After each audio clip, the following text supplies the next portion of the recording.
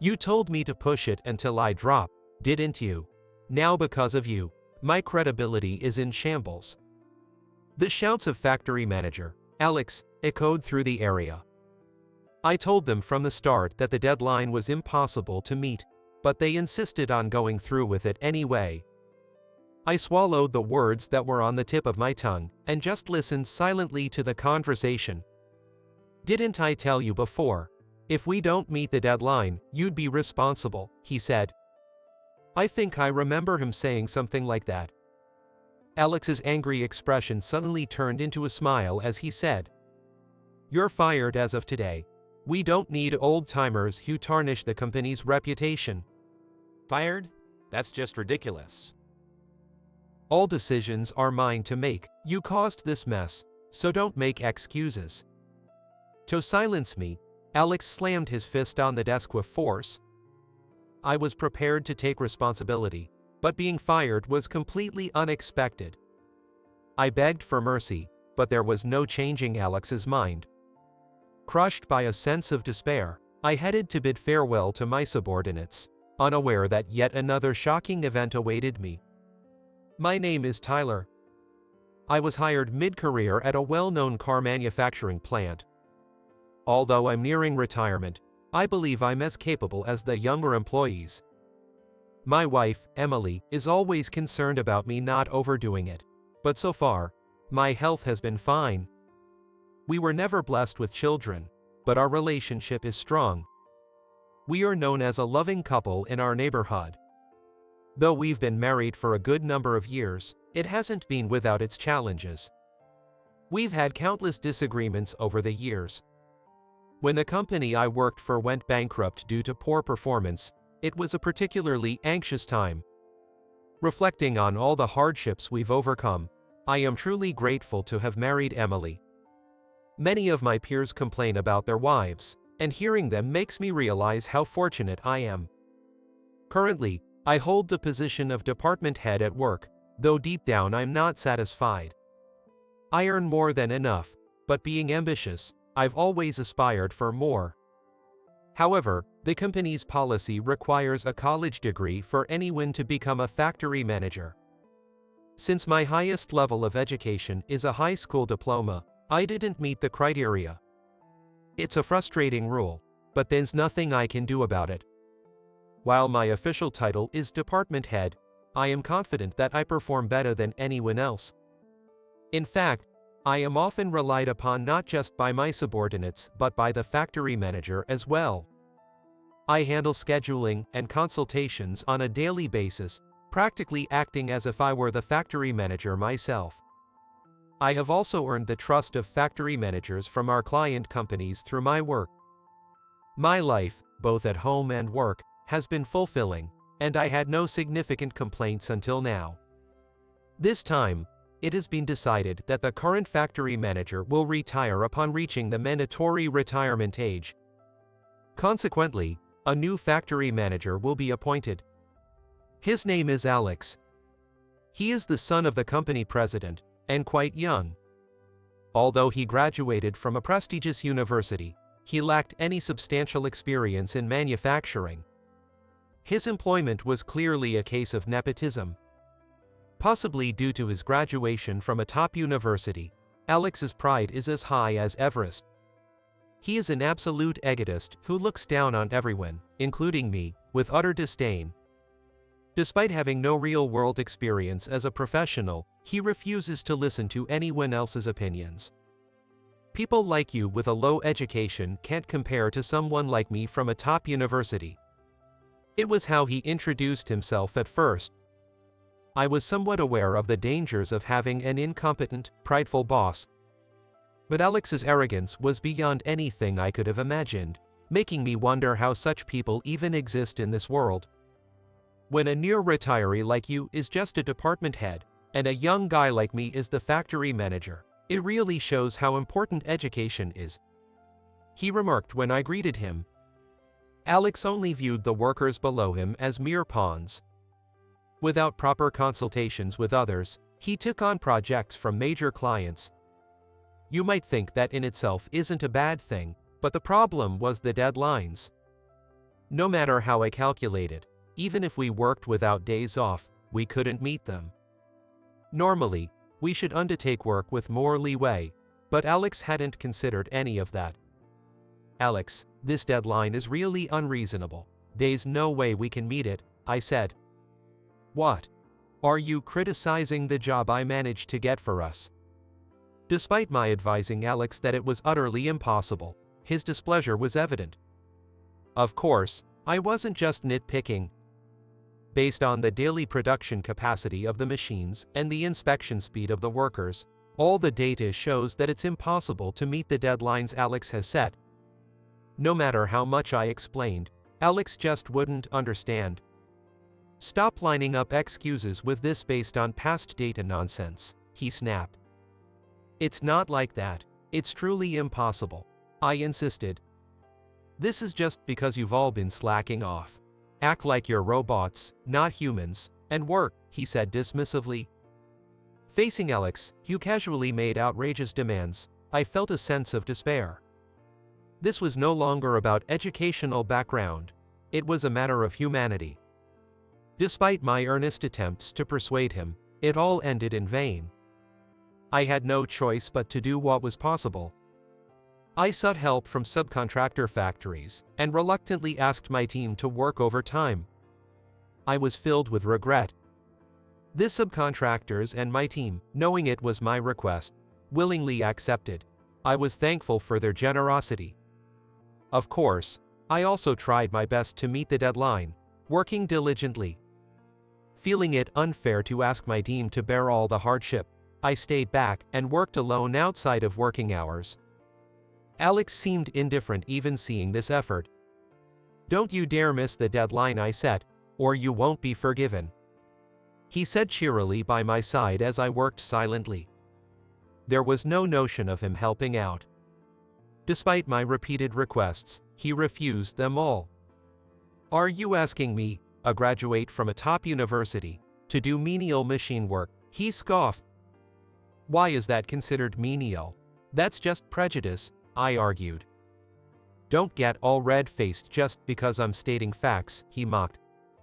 We really need more hands here, I explained. Stop relying on me, the factory manager, like that. It's pathetic for an old man near retirement to act this way, Alex said, laughing as he walked away. Dealing with him felt like a waste of energy. I gave up on getting angry or having expectations and focused solely on my work. I came home late into the night, often after the date had changed. I tried to maintain a smile so as not to worry my wife, Emily, but as one might expect from a spouse of many years, she could still sense the fatigue I couldn't completely hide from my expression. Hey, you've been looking really busy lately, are you okay? She asked. Just some unreasonable demands from the new factory manager. I'm okay, I assured her, though I seldom complained about work to Emily. I didn't want to worry her too much. However, seeing the fatigue I couldn't conceal, she couldn't help but care. We've faced tough times before. I'll get through this with some grit, I said, mixing in a bit of bravado as I made a small fist pump. Emily looked unconvinced, but sighed and said, just don't overdo it. You're not young anymore. I understood the difference between doing one's best and overdoing it. Right now, I was definitely overdoing it. If I were merely doing my best, Emily wouldn't be this worried. Despite racking my brain, there was no sign that Alex would do anything about the deadline. In the midst of continuous grueling work, it was clear that my subordinates were accumulating fatigue. Noticing a clear drop in work efficiency, I decided to end the workday at noon. Pushing them any harder would inevitably lead to someone collapsing. It was just a matter of time. As expected, when I explained this to Alex, he exploded in anger. What? Working until you collapse is the basic duty of a field worker. There's no such rule, and I wished he wouldn't make such arbitrary statements. We can't go on like this. We are not robots, I asserted. No matter how much Alex yelled at me, I was determined to protect my team. I thought he wouldn't agree, but his response was unexpected. "Well, even if we don't meet the deadline, it won't be my fault," he said, smirking as if he'd come up with a cunning plan. "If we don't make it, it'll just be your responsibility to bear." "Fine, I'll specially allow you to end work at noon," he conceded. Though his reasoning was unsatisfactory, my priority was to give my subordinates a break. I informed everyone that we would end the workday at noon and sent them home. No job is more important than health. After sending off my subordinates, I continued working alone. The fatigue had accumulated to a point where sleep alone wouldn't cure it. Emily, as always, was the one who witnessed my state up close. Trying to alleviate my exhaustion, she went out of her way for me. One day when I came home, she had prepared my favorite dishes and some alcohol, waiting for me. Seeing the lavish dinner table, I wondered if it was some sort of anniversary. "You've been really tired from work recently, haven't you? I thought I'd do something special for you," she said. "Emily, thank you." I managed to say that, moved by her thoughtfulness. Holding back tears, I reached for the food laid out on the table. Fried chicken, steak, Caesar salad, and creamy soup. Each dish was a favorite of mine. "Have a good drink tonight," she urged. I don't usually drink much, but I figured tonight was an exception. I downed the whiskey Emily poured with gusto.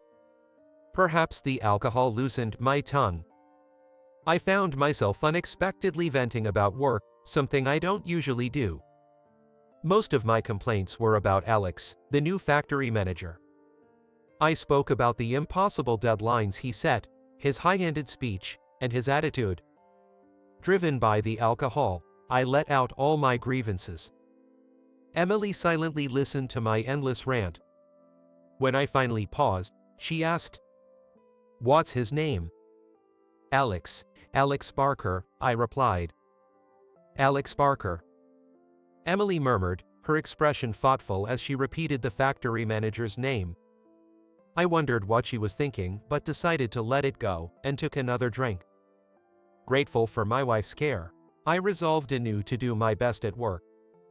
Yet, despite our best efforts, we couldn't meet Alex's deadline. The delivery was significantly delayed. We had done everything we could. If that wasn't enough, there was nothing more to be said, as both the employees and I had given our all. Still, even with that understanding, Alex was not satisfied. I was summoned by Alex and subjected to a barrage of abuse. "You told me to keep going until you collapsed, didn't you? Now because of you, my trustworthiness is plummeting." Despite me saying from the beginning that it was impossible, they went ahead anyway. I swallowed the words that almost slipped out and silently listened to Alex's rant. "Didn't I tell you before? If we don't meet the deadline, you'd be the one to take the responsibility," he said. I think I recall him saying something like that.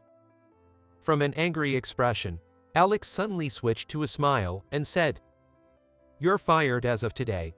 We don't need old-timers who damage the company's reputation." Fired? That's ridiculous. All the decision-making power is mine. The root cause is your fault, so don't make excuses. To silence me, Alex forcefully slammed his desk. I was prepared to take responsibility, but being fired was beyond unexpected. I pleaded for mercy, but there was no changing Alex's mind. I should say goodbye to my subordinates before I leave. I packed up my belongings and reported to everyone at the site that I had been fired. To my surprise, the employees all showed relieved smiles. And unbelievably, they even said, "It's good that Tyler got fired." I was so shocked I couldn't even respond. I understand why Alex might be pleased, but my subordinates being happy about my departure. But on reflection, maybe it's understandable. They must see it as retribution for making them take on unreasonable work at Alex's command. "I'm truly sorry for all the hardship I've caused," I said, deeply remorseful. As I was speaking, Alex approached. "Does he still have more to say?" Bracing myself, he began to speak unexpectedly. "Don't leave yet. You're coming with me to meet with a client." "What?" "We're going to apologize for this mess. You're the main cause of this mess, after all." Having my last task be an apology felt unsettling, but there was no choice. According to Alex, the client's CEO, Mr. Johnson, wanted to speak with me. Wondering what he wanted to discuss, I got into the car Alex was driving. "Useless old man, make sure you apologize sincerely." Alex made irritating remarks as he drove, and I stared out the window in discomfort. After about an hour's drive, we arrived at the client's office and headed to the CEO's office. Though I was not convinced, it was a fact that we had missed the deadline. Reluctantly, I began to apologize. But the CEO of a large company, Mr. Johnson, hurriedly stopped me. "Hey, there's no need for that." He stopped me, but Alex seemed unsatisfied. He clicked his tongue in a volume just on the edge of audibility. "Mr. Johnson, please don't coddle him," Alex said. "What do you mean?" "The responsibility for this mess lies entirely with this man, Tyler." "Is that true?" "Yes, it is. Come on, useless old man, apologize." Alex seemed almost delighted, as if there was nothing more enjoyable in the world. "By the way, I've already fired him, so you can rest assured." "Is that so? It's good that Tyler got fired." "Right. The company only gets worse with him around. Now, we can scout him to our company without any reservations." "Wait, what?" At Mr. Johnson's comment, Alex froze in an instant. "Scout him? This old man who's close to retirement." "Alex, you're young, so you might not know this. Let me explain." "What are you talking about?" "I started from the ground up to become a CEO, and during my early days, Tyler was a great help to me. I remembered those times fondly. We used to go out for drinks quite often, though it's been less frequent these days. Moreover, regarding this issue, I'm not upset." "What? But we missed the deadline." "I knew the terms you proposed were unrealistic. I've been monitoring the progress with that understanding." "That's..." "Actually, I'm impressed by how well you managed under these constraints," Mr. Johnson said, showing me a smile. "It turned out, I was called in not just to be scouted, but also to be thanked." Surrounded by these unexpected developments, I returned home feeling bewildered. While having dinner with Emily, I shared today's events. "Tomorrow, I think I'll go back to the company I was fired from to say goodbye properly." "Didn't you already do that?" "It was rushed because I was called to the client's office. I want to say farewell properly." "Then, as your wife, I'd like to come too." "Why?" "That's the workplace where you've spent many years. I really want to go." I could see something like determination in Emily's eyes. It was rare for her to insist so strongly, given her usually reserved nature. "All right, if you say so." "Thank you. I appreciate it." The next day, I bought some small gifts at the department store before heading to the company. I handed out these gifts to each of my subordinates while saying my goodbyes. Unexpectedly, most of them were teary-eyed. They had said it was good that I was fired, yet here they were, crying. Curious, I couldn't help but ask what this was all about. Then, I heard an unexpected reason from one of my subordinates. It turns out they had been worried about me all along. They were distressed seeing me being manipulated by Alex, unable to become the factory manager, and just being used for his own ends. They believed that I could succeed in any company. Despite being fired, they thought it was for the best that I had left. They were actually happy to see me freed from an unfair and unreasonable environment. Feeling relieved that they hadn't hated me, Emily and I shared a moment of reassurance. After finishing my farewells to the team, Emily and I headed to see the factory manager, Alex. "Alex, this is my wife, Emily." Alex, who had been fiddling with his phone, glanced up at Emily's face. At that moment, his face went pale. "It's been a while, Alex, since that arranged meeting, right?" "What? Oh, you're his wife." Alex stammered, unable to hide his disturbance. I had learned yesterday that Emily knew Alex. In fact, Emily is the daughter of a big company CEO. There's quite an age gap between us. Before we married, Emily had been set up in a matchmaking meeting with the son of a subcontractor company's president. It was Alex. However, Alex has always been prideful and arrogant. His overbearing attitude and his derogatory remarks about Emily's appearance repeatedly led, quite naturally, to the cancellation of their arranged marriage. Alex had been severely scolded by his father, but his attitude never improved. He would never have imagined that Emily would marry me. If it became known that he had been harassing the husband of a major company CEO's daughter, Alex's position would become precarious. "I apologize for all the disrespect shown to your husband." Alex apologized profusely. But such actions had no impact. "I overlooked your rude behavior during our meeting, but I cannot overlook the hurt you've caused to someone important to me. Please, forgive me. I will report this to my father." "No. Anything but that. I'll do anything." Alex tried to plead, but it was in vain. Emily, furious, left the scene immediately. It was the first time I had seen my wife so angry. I was surprised, but even more so, I was pleased. Because her anger stemmed from someone hurting her husband. Upon returning home, Emily immediately reported everything to her father, CEO, Mr. Harrison. All of Alex's past behaviors came to light. The information spread, eventually reaching Alex's father and my former boss, President, Mr. Parker. Alex was not only severely scolded but also fired. Having previously lived comfortably under his father's patronage, he now lost that, too. Without a job, he couldn't afford his rent or living expenses and was kicked out of his apartment. Despite trying to find a new job, his arrogant nature remained unchanged, leading to repeated rejections at interviews. Having lost both his job and his place to live, he apparently ended up living on the streets. The life of a former CEO's son turned street dweller is the ultimate humiliation, and he reportedly sleeps every night with tears of frustration. Why must I, a graduate of a top university, end up like this? It's a fitting end for someone who treated people like tools and handled them carelessly. Meanwhile, I started working at a company that had scouted me from my previous dealings.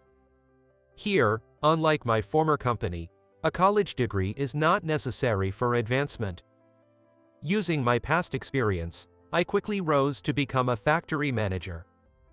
I was entrusted with one of the major company's factories, and I successfully earned trust at my new workplace. Every day is enjoyable, and even my wife can see how happy I am. "I'm really glad to see you so happy," Emily said with a genuinely joyful smile. Seeing her smile, I vowed to work even harder.